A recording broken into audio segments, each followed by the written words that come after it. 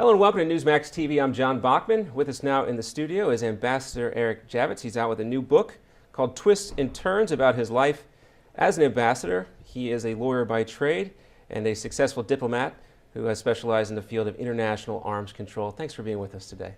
You're welcome. Glad to be here.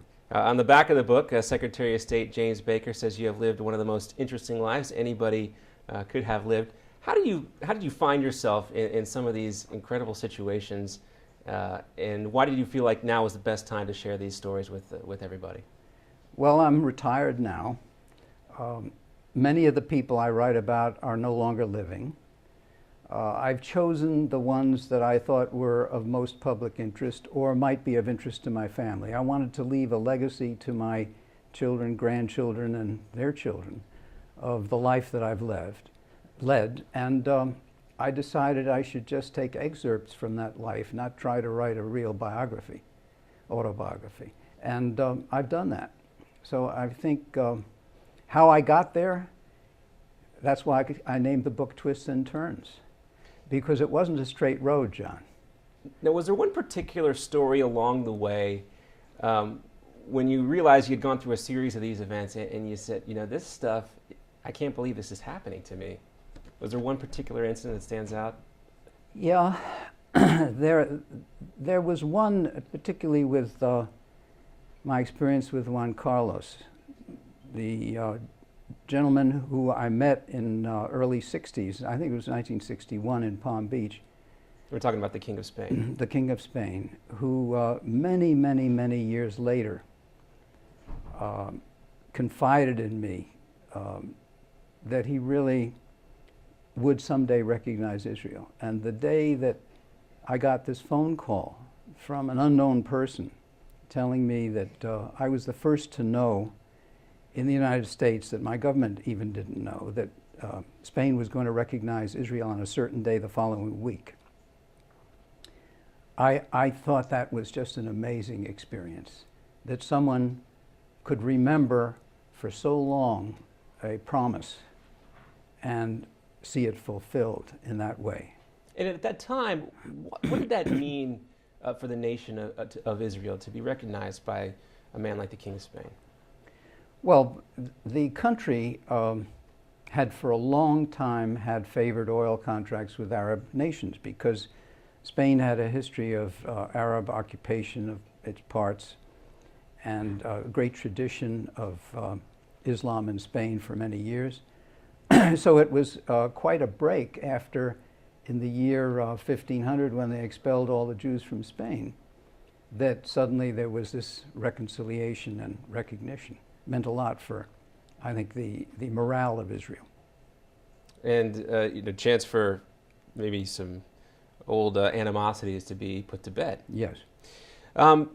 Let's talk about your work, what you did with arms control. And this relates specifically to a couple of hotspots in the country right now. And let's talk about Iran first. And we've seen this pact, if you will, with the United States and other world powers. Iran has made some promises, and the other countries have made some promises in return in terms of sanctions. There are some folks who hail this as a big deal, a big breakthrough, and there are others who say it doesn't really mean anything. What's your take on it? Well, the jury is not out yet. We have to wait and see. This is simply a trial period where the hoped for reconciliation may never come. The experience that I had for 6 years in the Organization for the Prohibition of Chemical Weapons, of which Iran was a member, and I had to deal with Iran, was that if you didn't take a very hard line very clearly, you would have very likely no success.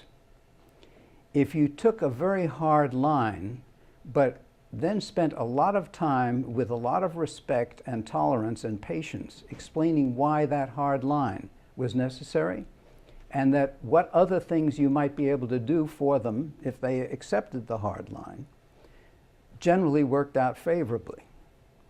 They had no compunctions about misleading, about, in effect, trying to use falsehood in their favor. There's no moral ethic that leads them to feel like the West does, that the truth is of any benefit to them. So you really need to be, I think, quite forceful, but very polite, very respectful, and very clear. Otherwise, they take kindness for weakness. Otherwise, they take kindness for kindness. And that last statement, tell me a little bit more what you mean by that, kindness for kindness. How can the United States, these other world powers, and Israel, exemplify that? Well, if you allow a testing period like this to be at all ambiguous or unclear as to what the ultimate outcome has to be, you will find out that you're on the losing end. If you make it very clear what the ultimate outcome has to be and you ramp up your penalties to take effect automatically at the end of that period if you don't get what you absolutely have to have, and then you spend your time explaining what you're willing to give for that and trying to show them that it really is in their interest and that they really can have a much better relationship as a emerging power in their sphere if they behave to the standards of the international community, but really work at that, you might find some success because they're brilliant, bright, wonderful people. But they're, I think, being misled right now. So in other words, in order for this to bear any fruit, President Obama needs to work with people like fellow Democrat Senator Bob Menendez, who's kind of pushing for these stronger sanctions and make sure there is a clear cut objective and end game to all this. That structure is what's needed to provide any results here. Well, I think it's needed because it sends a signal to our allies and to our adversaries that we're not taking down the system. And if you don't send that signal now, you'll see an erosion over the 6 months of the determination and will of people to hold those sanctions. It'll be a rush for the door to see who gets in the favored parade to Iran as soon as this is over. So we actually, there was a wonderful article in the Wall Street Journal today by Kissinger and Schultz that talked about the importance of how we conduct ourselves in the 6-month period. So critical time period. Give me the best case scenario you think at the end of the 6 months. Well, I really think that unless Iran feels it's in a box from which it can't escape, we will be on the losing end and they will get to be within a couple of weeks of a breakout, if not quicker, to a nuclear armament. And frankly, I think we'll find out that that's what they're going to do. I mean, we know that Iran has the capability to produce weapons-grade nuclear plutonium, I think it is, or uranium. I'm not a nuclear scientist, but what do you think has prevented them from doing it up until this point? Well, I think that a number of things. First of all, the software that was put into to sabotage their refinement and enrichment process, Stuxnet's or whatever the name of it was one big setback. The assassination of a number of their scientists, another setback.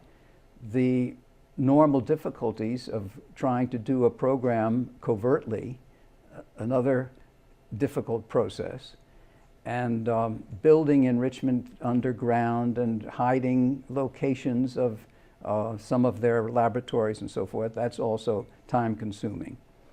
But my feeling is that they could have done it sooner if they had had some of the scientists really on board. I think some of them probably just dogged it and really didn't want them to have it. And that kind of gets to the heart of this question, but not for those things like the computer virus and the assassinations.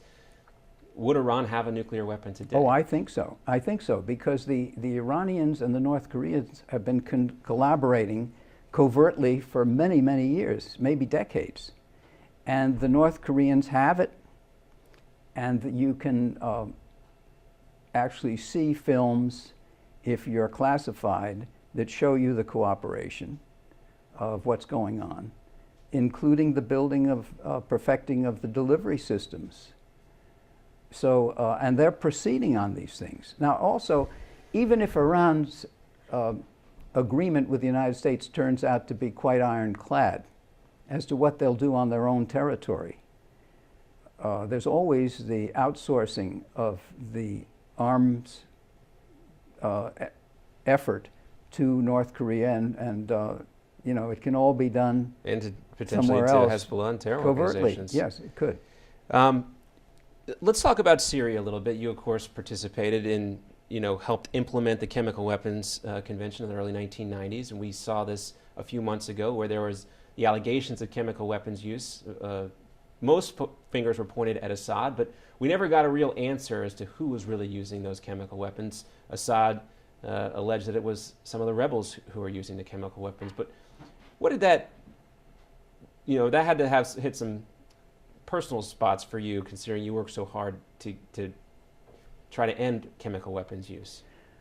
Well, for years in the Organization for the Prohibition of Chemical Weapons, universality was a goal, and still is a goal, which means that all the nations of the world would join in the Chemical Weapons Convention and outlaw the use of, and not just use, but the creation, the possession, and so forth, of chemical weapons. Syria was always a holdout. North Korea was always a holdout. Egypt was a holdout. It's not a very good thing to have to hold chemical weapons in arsenals. And that's one disadvantage. First of all, they age, they leak, they're requiring a lot of money to guard them, to watch them. The security aspects are difficult. And also the destruction is very expensive. So and also militarily, it's not a very good weapon. The wind blows and you can get it in your own face. So it's not a very precise thing for military use. But it's great for control of civilian populations, as we've seen in the recent past. The proof of who used it, I have my own suspicions, but I don't think I should go there. I think what we know is that it was used, because the investigators and experts went in and tested soil samples, and the way people died and the blood tests on those people and so forth proves that they died from chemical weapons. Without asking you to accuse anybody of doing anything, do you believe there should be different repercussions, obviously, as if it's a state actor such as Assad or if it were the rebels? How do you handle each situation differently? Well, I don't think you can really draw that kind of a fine line and try to assess some kind of criminal penalty or military action in response. Military action in response. You have to basically say that if you're going to use military action in response, bombing chemical weapons dumps and arsenals is a pretty stupid thing to do, which means you have to go in and you have to basically neutralize the place militarily so that you can capture those dumps or arsenals. And that's a very difficult thing to do. We've seen some, I guess maybe capitulation, if is the right word, from Assad to get the chemical weapons. Do you think he's sincere, and do you think this will ultimately work, or do you think he's still going to hold on to something out of desperation? Well, I think he's sincere in the sense that he thinks the bargain is a terrific bargain, because he gains a certain respectability that he didn't have before. Certainly a great opprobrium that was over his head as a cloud as to whether he had really used them, and he probably had, in a very limited way with certain objectives in the civil strife he's undergoing at this moment. But the general bargain favors him enormously. It saved him from attack, which had been threatened by the U.S. and others.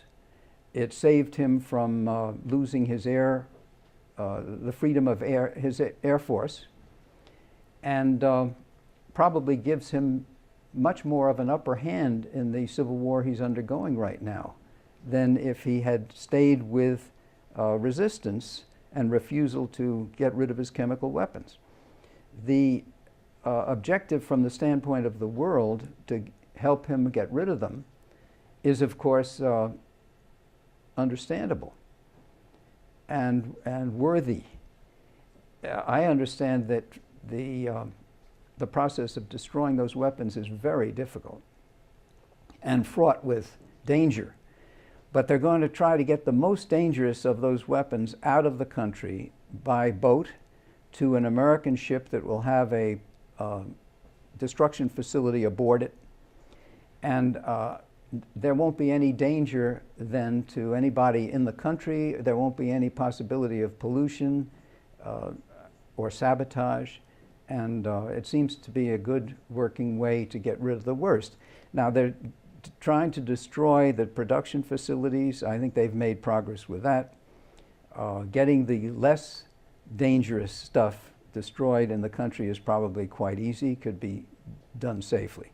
Well, both in Iran and in Syria, with chemical weapons and nuclear weapons, obviously a lot at stake, and a lot of stuff we'll have to continue to pay attention to as the months. Well, Iran, I don't think Iran really has assembled chemical weapons. They may have And a breakout capability that they could go to it if they wanted to, but I don't think they will, because they've been badly burned with the use of chemical weapons against them by Iraq. By Iraq and Saddam Hussein, yes, and I was referring, right, separating the two, Syria and Iran, right, into the issues. But Ambassador Eric Javits, the new book is called Twists and Turns. It's available on Amazon and in select bookstores. Thanks so much for being with us. Well, thank you very much, John. And thank you for watching Newsmax TV.